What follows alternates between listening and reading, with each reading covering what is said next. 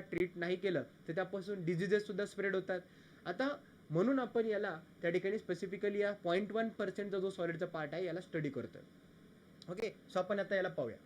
In case for example म्हणून आपण घेतलं इथे, फॉर एक्झाम्पल म्हणून पाहतोय, जर इन केस आपण 1000 kilogram of sewage sample collect केलेला आहे, ठीक आहे, डोमेस्टिक सिवेज आहे, 1000 किलोग्रामचं जर आपण कलेक्ट केलं तर त्यामधून सॉलिडचा जर पार्ट आपण काढायला गेलं, 0.1% सॉलिडचा जर पार्ट काढला तर तो किती येतोय, ठीक आहे, 1000 किलोग्राममध्ये सिवेज सॅम्पलमध्ये जर आपण सॉलिडचा पार्ट बाहेर काढला तर आपल्या असं लक्षात येत आहे ना, तर टोटल सॉलिडचा पार्ट जो आहे 0.45 किलोग्राम इतका आहे. ठीक आहे, टोटल सॉलिडचा पार्ट जो आहे, suppose for example 1000 kilogram sewage sample आहे, त्यामधून 0.45 किलोग्राम जे आहे फक्त टोटल सॉलिड आहे असं आपल्याला बघायला मिळतंय.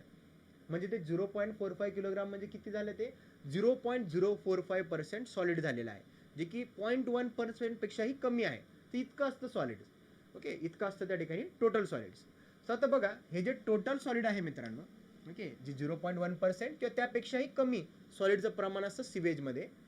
सो हे जे 0.1% सॉलिड आहे यामध्ये टोटल सॉलिडमध्ये काय असेल, डिझॉल्व्ड सॉलिड आहे काही पार्ट टोटल सॉलिडमध्ये, काही पार्ट आहे सस्पेंडेड सॉलिड्स, काही पार्ट असेल सेटलेबल सॉलिडचा, ओके, किंवा काही पार्ट कोलोइडल सॉलिडचा पण असणार आहे. टोटल सॉलिडमध्ये जवळपास 50% असतात डिझॉल्व्ड सॉलिड्स, 25% असतात सस्पेंडेड सॉलिड्स आणि 25% असेल सेटलेबल सॉलिड्स. ओके, 25% असेल सेटलेबल सॉलिड्स. सो आता यापैकी डिझॉल्व्ड सॉलिड्स म्हणजे कोणते, की जे वेस्ट वॉटरमध्ये डिझॉल्व्ह झालेले आहेत ते. सस्पेंडेड पार्टिकल्स किंवा सस्पेंडेड सॉलिड्स म्हणजे कोणते, जे वेस्ट वॉटरमध्ये फ्लोटिंगमध्ये आहे, बरोबर, ते झाले सस्पेंडेड सॉलिड्स. सेटलेबल सॉलिड्स म्हणजे कोणते, सेटलेबल सॉलिड्स, ठीक आहे, हा वाला पार्ट महत्वाचा आहे. सेटलेबल सॉलिड्स म्हणजे कोणते, इन केस जर आपण एक सिवेज सॅम्पल घेतलं एका हिम ऑफ कोनमध्ये आणि त्याला हिम ऑफ कोन आहे, हा त्या ठिकाणी हा ट्रायंगलमध्ये शो केला आहे, याला आपण म्हणत असतो हिम ऑफ कोन. ओके, हा हिम ऑफ कोनमध्ये आपण सिवेज सॅम्पल जर घेतलं आणि 2 आवर्ससाठी तसंच ठेवलं अनडिस्टर्ब्ड मोडमध्ये, ज्यावेळेस आपण सिवेज सॅम्पल हिम ऑफ कोनमध्ये ठेवतो तर 2 आवर्स नंतर जे काही सिवेज सॅम्पलमध्ये असं खाली जे सॉलिड सेटल झालेले आहेत त्या सॉलिडला आपण म्हणत असतो सेटलेबल सॉलिड. वरती फक्त वेस्ट वॉटर राहील आणि सगळं जे सॉलिड आहे 2 आवर्स नंतर जे काही सगळ्यापैकी काही अमाऊंट जे आहे ते खाली सेटल डाऊन होईल. जे खाली सेटल डाऊन झालेलं सॉलिड आहे त्याला आपण म्हणत असतो सेटलेबल सॉलिड. ठीक आहे, that is called as settleable solids. So इथं दिलेलं आहे, settleable solids are that portion of the solid matter which settles out if the waste water is allowed to remain undisturbed in a him of cone for a period of 2 hours. So एक्झाममध्ये कधी कधी हे विचारलं जातं की सेटलेबल solids आपण determine करण्यासाठी काय यूज करतो, तर हिम ऑफ कोनचा यूज करतो. सेटलेबल सॉलिड्स सेटल होण्यासाठी 2 आवर्स इतका वेळ दिला जातो, हेही लक्षात ठेवा. ओके, सो आता हा पार्ट आपण पाहूया. आता हा जो टोटल सॉलिड जो आहे, ठीक आहे, आता आपण टोटल सॉलिडला थोडा अजून क्लासिफाय करूया. हा जो टोटल सॉलिड जो आहे हा क्लासिफाय केला जातो ऑर्गेनिक सॉलिड आणि इनऑर्गेनिक सॉलिडच्या मध्ये. बघा, टोटल सॉलिड मधला काही पार्ट जो आहे हा ऑर्गेनिक आहे आणि काही पार्ट हा इनऑर्गेनिक आहे. ऑर्गेनिक जी की प्राईम इम्प्युरिटी आहे, मेन इम्प्युरिटी कोणती आहे, ऑर्गेनिक इम्प्युरिटी, हार्मफुल इम्प्युरिटी आहे. आणि इनऑर्गेनिक कोणती आहे, 55% आहे. ठीक आहे, दिस इज इनऑर्गेनिक, हार्मलेस आहे. आता तुम्ही म्हणणार सर ऑर्गेनिकचं कॉन्सन्ट्रेशन इथं दिलंय 45% आणि इनऑर्गेनिकचं दिलंय 55%, तरी सुद्धा ऑर्गेनिकला तुम्ही प्राईम इम्प्युरिटी का बरं म्हणतायत, है ना. ऑर्गेनिकचं कॉन्सन्ट्रेशन तर कमी आहे 45%, इनऑर्गेनिकचं 55% आहे, तर इनऑर्गेनिक प्राईम पाहिजे ना. मेन इम्पॉर्टंट कोण आहे, इनऑर्गेनिक पाहिजे. परंतु मग ऑर्गेनिकला का बरं प्राईम म्हटलं आहे, ऑर्गेनिक ही इनऑर्गेनिक पेक्षा जास्त हार्मफुल आहे म्हणून त्याला प्राईम इम्प्युरिटी म्हटलेलं आहे. ओके, सो आता हे ऑर्गेनिक आणि इनऑर्गेनिकला अजून समजून घेऊया आपण, अजून थोडं डिटेलमध्ये जाऊया. ठीक आहे, अजून आपल्याला एक्सप्लेन करूया थोडं. बघा, सो आता जर इन केस आता ऑर्गेनिक इनऑर्गेनिक समजून घेण्यासाठी मी तुम्हाला काहीतरी एक्झाम्पल्स देतोय, त्या एक्झाम्पलच्या मार्फत तुम्हाला अजून ऑर्गेनिक आणि इनऑर्गेनिक काय असतं हे समजेल. बघा मित्रांनो, जे वेस्ट वॉटर आपण कलेक्ट केलेले सिवेज, सो आता ह्या वेस्ट वॉटरमध्ये कोणते कोणते कंटॅमिनंट्स असतात, त्यामध्ये नेमकं काय कंटेंट आहे, ते कंटेंट काय आहे हे आपण आता पाहतोय. सो आता जसं वेस्ट वॉटरमध्ये ऑर्गेनिक इम्प्युरिटी, इनऑर्गेनिक इम्प्युरिटी असते वेस्ट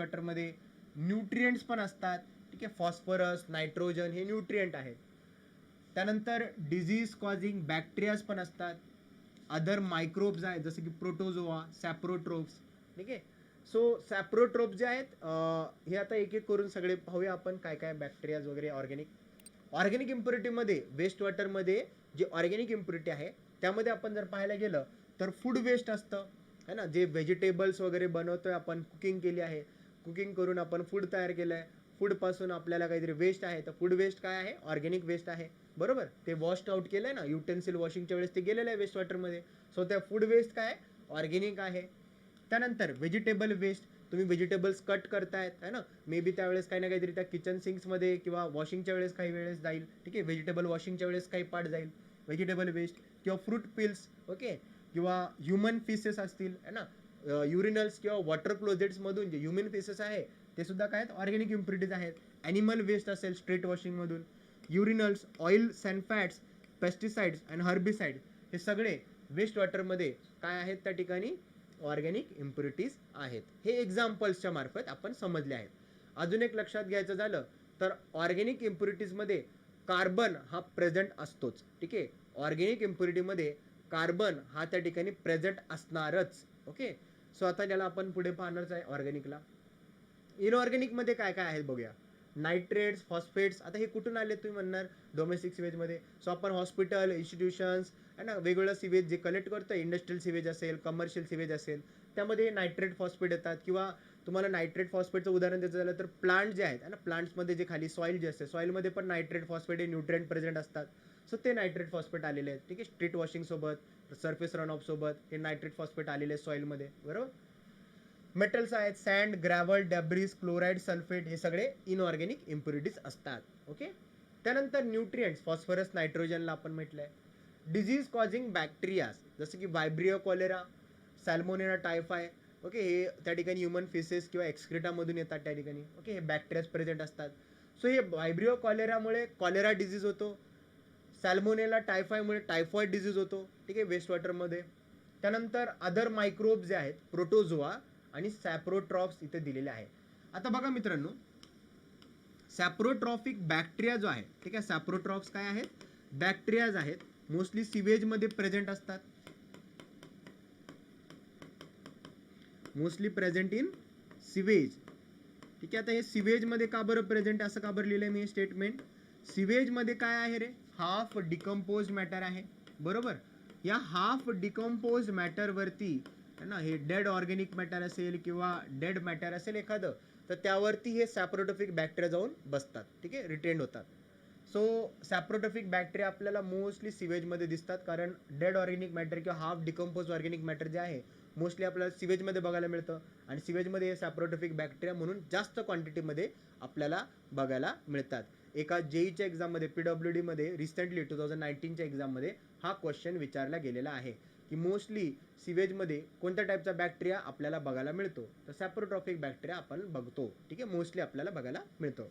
ठीक आहे, सो हे आलेलं आहे इथे पॉईंट्स, हे सगळे झालेले आहेत. ओके, आता बघा, आता आपण ऑर्गॅनिक आहे ना, आपल्याला इम्प्युरिटी कोणती आहे, प्राईम इम्प्युरिटी.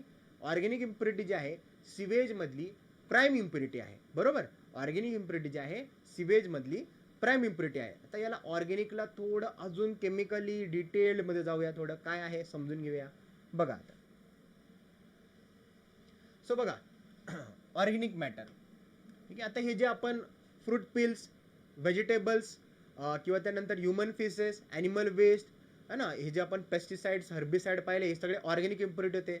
या सगळ्या ऑर्गॅनिक इम्प्युरिटीजमध्ये जसं फ्रूट्स, व्हेजिटेबल पिल्स, यामध्ये काय असतं त्या ठिकाणी, कार्बन जो आहे, कार्बन असेल, hydrogen, nitrogen, phosphorus, sulphur, oxygen आहे ना, ॲटॉमिक, मॉलिक्युलर, एलिमेंटल लेवलला जर पाहिलं मी तर हे प्रेझेंट असतात. ठीक आहे, ओके, एकदम ॲटॉमिक लेवलला जर पाहिलं तर त्यामध्ये, त्या फूड वेस्टमध्ये किंवा व्हेजिटेबल वेस्टमध्ये हा त्या ठिकाणी कार्बन वगैरे हे सगळे प्रेझेंट असणार आहेत.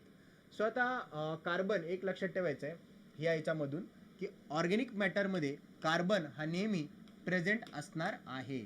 फॉर एक्झाम्पल जसं फूड वेस्ट आहे, सो फूड किंवा व्हेजिटेबल वेस्ट असतं आहे ना, सो आपण त्या ठिकाणी कन्झ्युम करतोय किंवा व्हेजिटेबल वेस्ट त्या ठिकाणी वेस्ट वॉटरमध्ये येत आहे.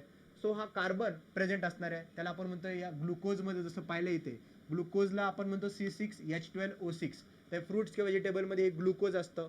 ठीक आहे, जे की आपल्यासाठी बुस्टर म्हणून आहे आपल्यासाठी फूड वेस्टमध्ये.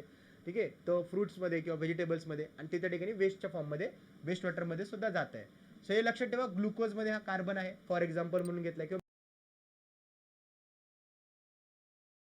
मिथेन आहे तर मिथेनमध्ये पण हा CH4 मिथेन, त्याच्यामध्ये पण हा कार्बन आहे. सो कार्बन हा ऑर्गॅनिक मॅटरमध्ये प्रेझेंट असतोच. सो आता मी हे एवढं भर देऊन का बरं सांगतोय, ठीक आहे, ऑर्गॅनिक मॅटरमध्ये कार्बन प्रेझेंट आहे, मी एवढं हे भर देऊन का बरं सांगत आहे. बघा मित्रांनो, हा जो कार्बन ऑर्गॅनिक मॅटरमध्ये प्रेझेंट असतोय, बरोबर. सो ज्यावेळेस हे वेस्ट वॉटरमध्ये जाणार, ऑर्गॅनिक मॅटर कुठे आहे, वेस्ट वॉटरमध्ये आहे. सो बॅक्टेरियाज काय करतात, बॅक्टेरिया काय करणार आहे,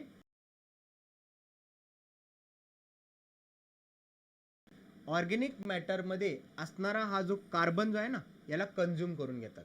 ठीक आहे, ऑर्गॅनिक मॅटरला कंझ्युम करतात म्हणजे काय करतात, ऑर्गॅनिक मॅटर मधला कार्बन काढून घेतात. ठीक आहे, ऑर्गॅनिक मॅटरला डिकम्पोज होऊन जातं मग. ठीक आहे, ऑर्गॅनिक मॅटर मधला कार्बन हा एनर्जी सोर्स आहे. ठीक आहे, बॅक्टेरियासाठी आहे ना, बॅक्टेरियासाठी फूड आहे हे ऑर्गॅनिक मॅटर, किंवा एनर्जी सोर्स आहे. सो वेस्ट वॉटरमध्ये प्रेझेंट असणारे बॅक्टेरिया जर इन केस प्रेझेंट नसतील तर आपण सिवेज ट्रीटमेंट प्लांटवरती आपण ॲडही करतो. ठीक आहे, लॅबोरेटरीजमध्ये मायक्रोबायल बॅक्टेरियाज मिळतात, तर ते आपण वेस्ट वॉटरमध्ये ॲड करतो सिवेज ट्रीटमेंट प्लांटवर. आणि बॅक्टेरियाजला अजून काय लागतं डिकम्पोजिशन प्रोसेसमध्ये, एकतर त्या ठिकाणी फूड लागेल आहे ना, ऑर्गॅनिक मॅटरमध्ये कार्बन, ऑर्गॅनिक मॅटर तर प्रेझेंट असणारच, काय लागेल अजून, ऑक्सिजन लागेल. So in the presence of oxygen organic मॅटरला हे काय करणार, बॅक्टेरिया त्यामधला कार्बन काढून घेणार, डिकम्पोज करून टाकणार. सो म्हणून आपण हे सगळं त्या ठिकाणी ऑर्गॅनिक मॅटरमध्ये कार्बन आहे हे असं 2-3 वेळा ऐकलंय, कारण ते बॅक्टेरियासाठी फूड आहे. बॅक्टेरिया ज्यावेळेस ऑर्गॅनिक मॅटरला कंझ्युम करतील त्यावेळेस ऑर्गॅनिक मॅटर डिकम्पोज होऊन जाईल आणि ऑर्गॅनिक मॅटर इनऑर्गॅनिक मॅटरमध्ये कन्वर्ट होणार आहे. सो आता बघा, बायोडिग्रेडेबल ऑर्गॅनिक मॅटर म्हणतो आपण त्याला. इन केस जर ऑर्गॅनिक मॅटर बॅक्टेरियाजने काय केलंय, हा कार्बन जो आहे कंझ्युम केला आहे ऑर्गॅनिक मॅटर मधला, जर कार्बनचा जो बॉन्ड आहे ना, सी इथं जे बॉन्ड आहे इथं त्या ठिकाणी व्हॅलन्स इलेक्ट्रॉन डॅशने शो केलेले सी आणि सीच्या मध्ये, हा सी आहे कार्बन. तो कार्बनचा जर बॉन्ड इझिली ब्रेक केला ऑर्गॅनिक मॅटर मधला, कार्बन जर इझिली काढून घेतला तर आणि ऑर्गॅनिक मॅटरला डिकम्पोज केलं, तर ती जी डिकम्पोजिशन प्रोसेस आहे त्याला आपण म्हणतो बायोलॉजिकल डिकम्पोजिशन प्रोसेस. पुन्हा एकदा सांगतोय, ऑर्गॅनिक मॅटर मधून बॅक्टेरियाजने कार्बन काढून घेतला, कार्बनचा बॉन्ड ब्रेक केला, त्यावेळेस ऑर्गॅनिक मॅटर डिकम्पोज झालं, ह्या प्रोसेस. आणि जे ऑर्गॅनिक मॅटर डिकम्पोज झालेलं आहे त्याला आपण म्हणतो बायोडिग्रेडेबल ऑर्गॅनिक मॅटर. आले लक्षात.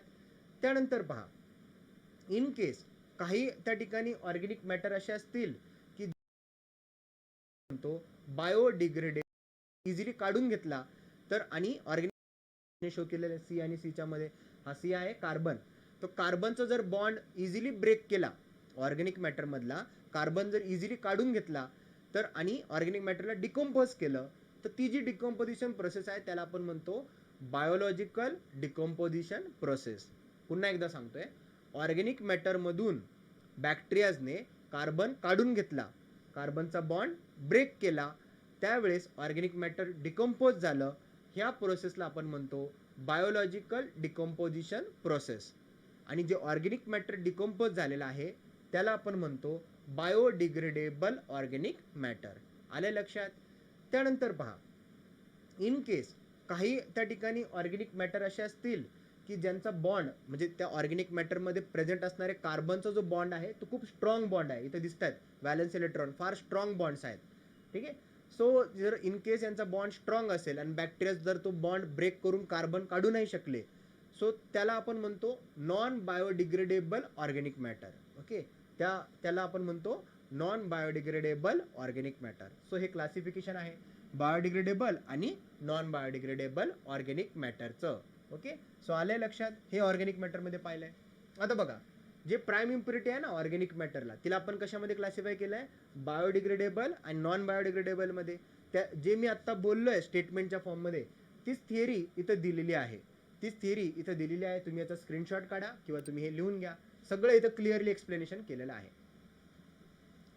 डिकम्पोजिशन कशाला म्हणायचं, इन केस वेस्ट वॉटरमध्ये प्रेझेंट असणारा जो डिझॉल्ड ऑक्सिजन आहे, ठीक आहे, वेस्ट वॉटरमध्ये जो डिझॉल्व झालेला ऑक्सिजन आहे तो जर त्या ठिकाणी या बॅक्टेरियाजने डिकम्पोजिशन प्रोसेससाठी जर यूज केला तर त्याला आपण म्हणतो एरोबिक डिकम्पोजिशन. ओके, आणि याचे जे एंड प्रोडक्ट्स असतात that are carbonates, nitrates and sulphates. बरोबर. After that anaerobic decomposition. आता ॲनारोबिक डिकम्पोजिशन आपण कशाला म्हणतो?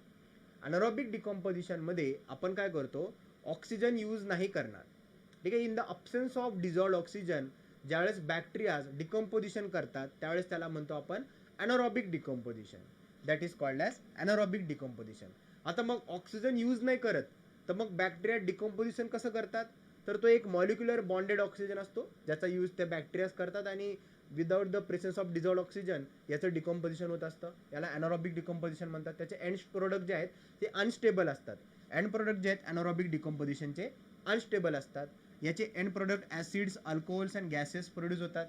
आता एक लक्ष देऊन ऐका मित्रांनो, एरोबिक डिकम्पोजिशन ही त्या ठिकाणी फास्ट प्रोसेस आहे. ॲनारोबिक डिकम्पोजिशन ही काय आहे? स्लो प्रोसेस आहे. स्लो का बरं आहे? कारण ॲनारोबिक डिकम्पोजिशनमध्ये आपल्याला जे त्या ठिकाणी without use of the dissolved oxygen decomposition process करायचं आहे त्याला टाइम जास्त लागतोय, ठीक आहे.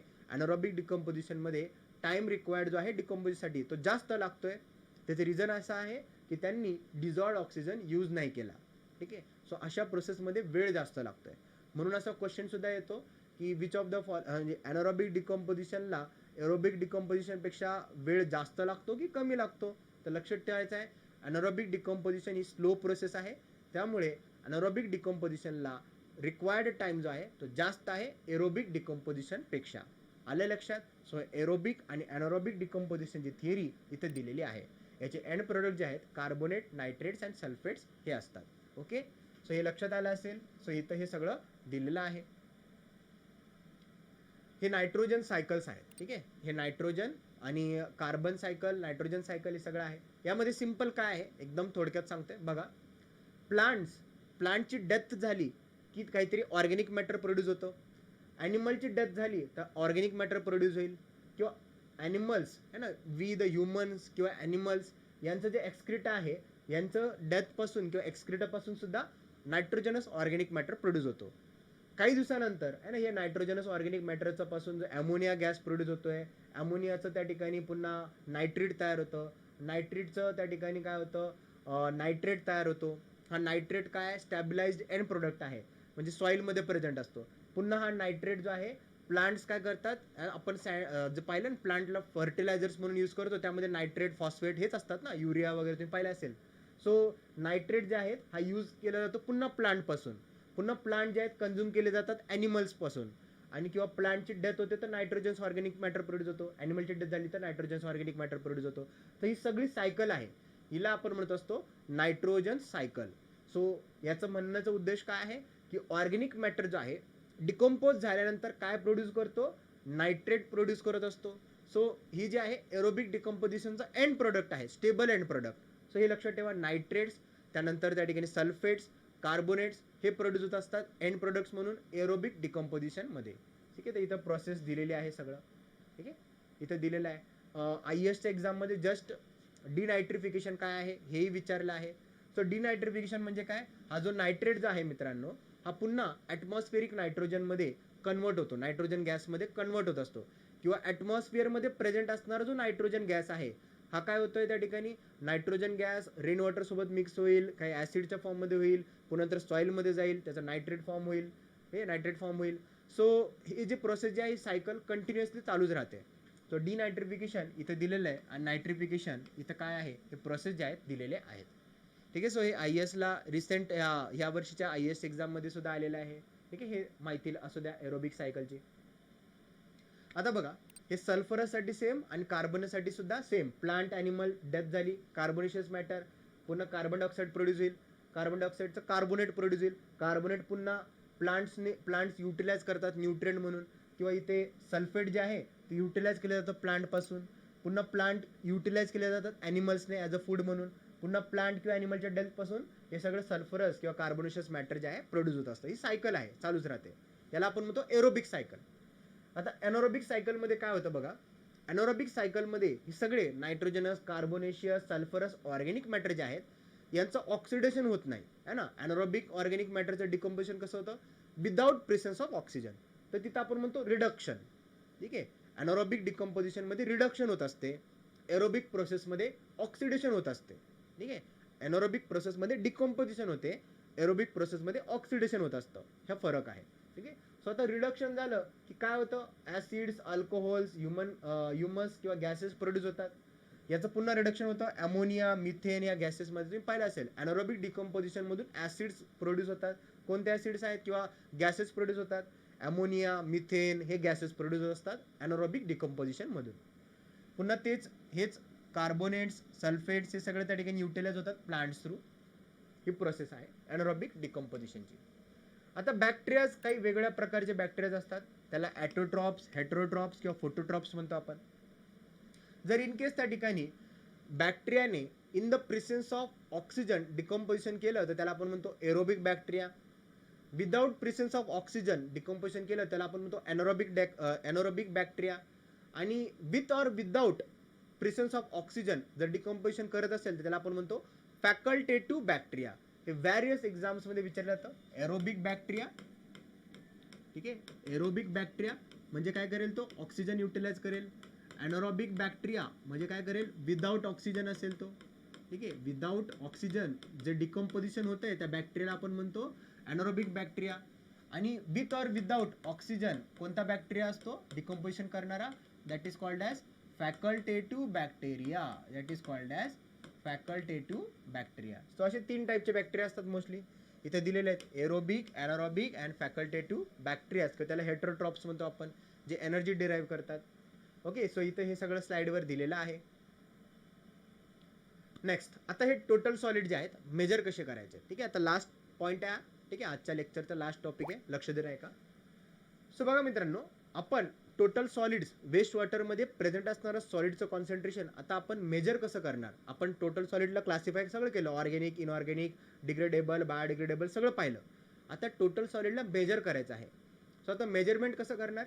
सो डायरेक्टली आपण टोटल सॉलिडला काय करू शकतो, एकतर त्या ठिकाणी टोटल सॉलिडला जे वेस्ट वॉटरमध्ये, जर सपोज इथं वेस्ट वॉटर आहे, सो या वेस्ट वॉटरमध्ये काहीतरी सॉलिड्स प्रेझेंट आहेत. ठीक आहे, इथं हे सॉलिड दाखवलेत वेस्ट वॉटरमध्ये प्रेझेंट असणारे, बरोबर. डिझॉल्व्ड सॉलिड असतील, सस्पेंडेड सॉलिड असतील, तर आपण काय करणार, डायरेक्टली 24 आवर्ससाठी ह्या वेस्ट वॉटरला त्या ठिकाणी काय करणार, आपण त्या ठिकाणी ह्या वेस्ट वॉटरला 24 आवर्ससाठी त्यावेळेस आपण इव्हॅपोरेट करणार. तर यामध्ये लास्टला काय उरेल, सॉलिड उरेल. That is nothing but the total solid.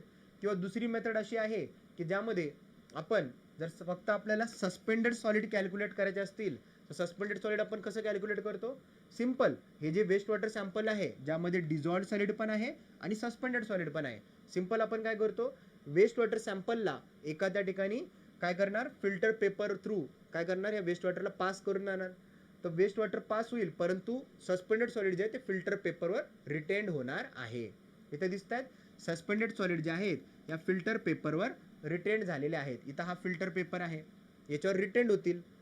मग या सस्पेंडेड सॉलिडला याच्यासोबत काहीतरी अमाऊंट ऑफ वॉटर पण असेल ना, म्हणून याला आपण 24 आवर्ससाठी 104 डिग्री सेल्सिअसवर ज्यावेळेस ठेवणार या सस्पेंडेड सॉलिडला रिटेंड झालेल्या, तर त्याच्यातून वॉटर जे आहे ते इव्हॅपोरेट होईल आणि ॲट लास्ट आपल्याला सस्पेंडेड सॉलिडचं वेट घेता येणार आहे. तर याचा आपण वेट घेतो, सस्पेंडेड सॉलिड्स मिळतील. ओके, नंतर फिल्टर पेपरमधून जे पास झालेलं वेस्ट वॉटर आहे त्यामध्ये काय राहिले रे, त्यामध्ये फक्त डिझॉल्व्ड सॉलिड्स राहिलेले आहेत.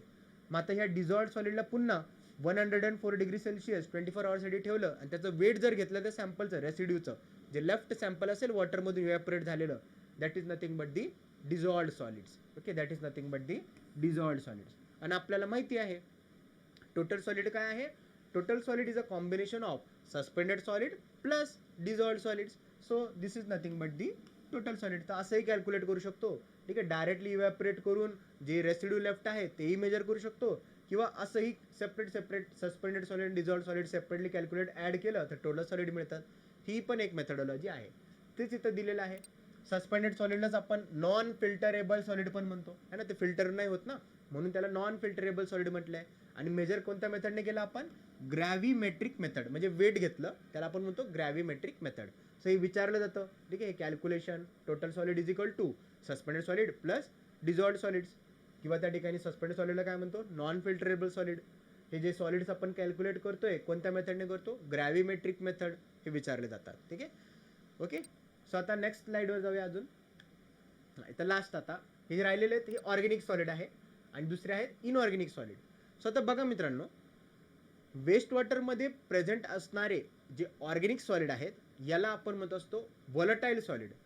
व्होलाटाईलचा अर्थ हा आहे की इन केस मी वेस्ट वॉटरला जर त्या ठिकाणी हीट प्रोव्हाइड केलं म्हणजे इव्हॅपोरेट होईल त्यावेळेस ऑर्गॅनिक सॉलिड पण उडून जाणार. ठीक आहे, व्होलाटाईल आहेत ते. ठीक आहे, ते सुद्धा इव्हॅपोरेट होऊन जातात वेस्ट वॉटर सोबत. तर रेसिड्यू लेफ्ट नाही राहणार. ठीक आहे, वेस्ट वॉटरमध्ये रेसिड्यू राहणारच नाही. म्हणून आपण काय केलेलं आहे, इनऑर्गॅनिक सॉलिडचं पण मेजर करतोय. बघा आता नेक्स्ट आहे. ठीक आहे, ऑर्गॅनिक सॉलिडला काय म्हणतो आपण, volatile solid. Solids which directly gets converted into vapour after the heating that are called as organic solids or volatile solids. Inorganic solid जे आहेत ते इथं दिलेले आहेत, त्याला आपण म्हणतो नॉन व्होलाटाईल किंवा फिक्स सॉलिड. ते इव्हॅपोरेट झाल्यानंतर आहे ना त्या ठिकाणी काय होतात, ते इव्हॅपोरेट झाल्यानंतर वेपरच्या फॉर्ममध्ये उडून नाही जाणार, ते रेसिड्यू म्हणून लेफ्ट राहतात इनऑर्गॅनिक सॉलिड. ओके, सो आता इनऑर्गॅनिक सॉलिड जे आहेत दीज आर नॉट गेटिंग इव्हॅपोरेटेड आहे ना. इनऑर्गॅनिक सॉलिड जे आहे ते इव्हॅपोरेट होऊन जात नाही. मग आता याला काय करतो आपण, बघा जसं की हे वेस्ट वॉटर सॅम्पल आहे आणि हे वेस्ट वॉटर सॅम्पल आपण कशात घेतलं, एका मफल फर्नेसच्या आतमध्ये, ज्यामध्ये ऑर्गॅनिक सॉलिड पण आहेत आणि इनऑर्गॅनिक सॉलिड पण आहे.